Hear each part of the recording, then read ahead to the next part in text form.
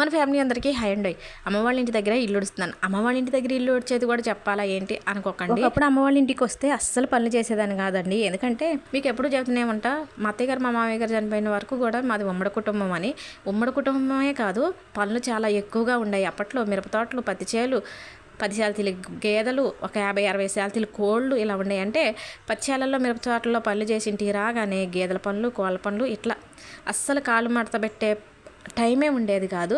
ఇక ఎడతిరిగి నైట్ 10ంటికి అన్నం తిని పడుకుంటే మళ్ళీ తెల్లవారుజామున 4ంటికి లేకటం. అంటే ఆ నిద్రపోయిన టైంలో తప్పితే మాకు రెస్ట్ అనేది ఉండేది కాదు.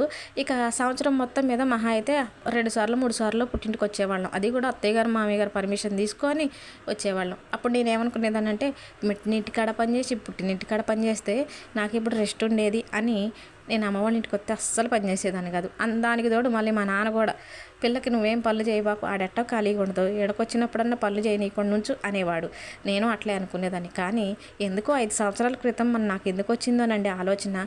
మరి నేనంటే పుట్టింటికి వచ్చి ఇలా రెస్ట్ తీసుకుంటున్నాను అప్పుడప్పుడు. మరి మా అమ్మకి ఎప్పుడు రెస్ట్ దొరికేది? అమ్మాయి ఎలాగో ఎటు పోదు, కనీసం మనం వచ్చినప్పుడన్నా అమ్మకు కొంచెం సహాయంగా ఉంటే మనం ఉన్న 2 రోజులైనా అమ్మకు రెస్ట్ ఇచ్చినట్టు ఉంటుంది కదా అని 5 సంవత్సరాల క్రితం అనిపించిందండి. ఎందుకు వచ్చిందో తెలియదు ఆ ఆలోచన వచ్చింది. అప్పటి నుంచి ఇక్కడికి ఎప్పుడు వచ్చినా కానీ ఎక్కువ శాతం పనులన్నీ నేనే చేస్తున్నానండి. అమ్మకి ఇప్పుడే కదా రెస్ట్.